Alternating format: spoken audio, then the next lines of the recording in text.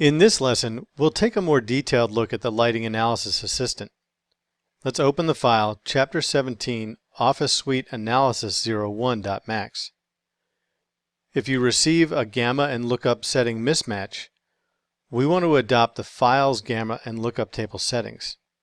If you don't get it, your file will automatically open.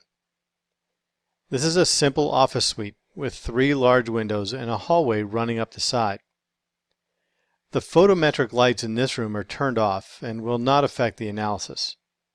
To access the Lighting Analysis Assistant, on the main menu, click Lighting Analysis, Lighting Analysis Assistant. That will open the Lighting Analysis Assistant dialog. The dialog consists of 4 tabs: General, Lighting, Materials, and Analysis Output.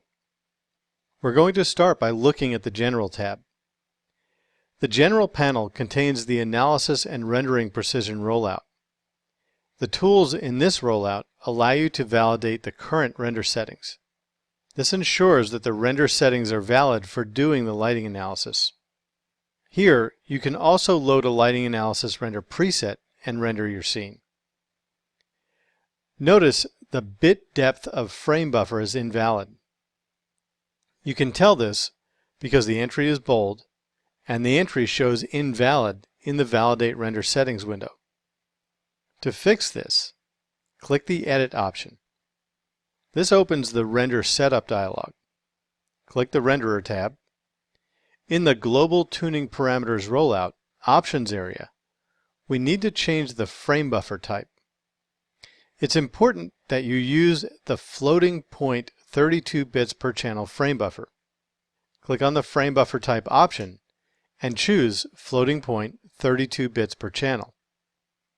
Switch back to the lighting analysis and click the Update Status in the lower right. You should notice that now there are no longer any invalid settings in the Validate Render Settings area. At this point, we could click Render Now. However, we first need to look at the analysis value color coding. The analysis value color coding provides a visual display for the lighting analysis values in your scene. Those values range from blue to green to yellow and red and are based on either a linear scale or a logarithmic scale, and the minimum maximum lux values. Now, change to the Lighting tab. The Lights rollout contains information about the daylight in the current scene and shows us the parameters that are important to lighting analysis. Currently, there are no invalid settings. If we had any invalid settings, we would see the settings in bold. The same goes for artificial lights. Even though we do have artificial lights in the scene, they're turned off, but they're set up with valid lighting analysis settings. So we see there are 0 invalid settings for artificial lights. If we wanted to create additional lights, we could create them here. If we needed to change any settings, we can select and edit our daylight system by clicking the Select and Edit option in the Daylight area. Change to the Materials tab. On the Materials panel, we can look and see if there are any invalid materials. Currently, all our materials are valid. If we want to do just a gray rendering, we can assign a generic valid material to all our objects and then edit the material from that point. We can select objects and browse the materials assigned to the selected objects, or we can launch the material editor. Now change to the Analysis Output tab. In the Analysis Output panel, under light meters, we can see the total number of active light meters. Right now we have 0. Let's create a light meter and place it on the floor in the middle of the office. Click Create Light Meter. In the Camera 1 viewport, click and drag from the upper left of the room to the lower right, just in front of the door, in order to create a light meter that fills most of the floor. Your light meter should look something like this. With the light meter selected, click, then right-click on the Select and Move tool.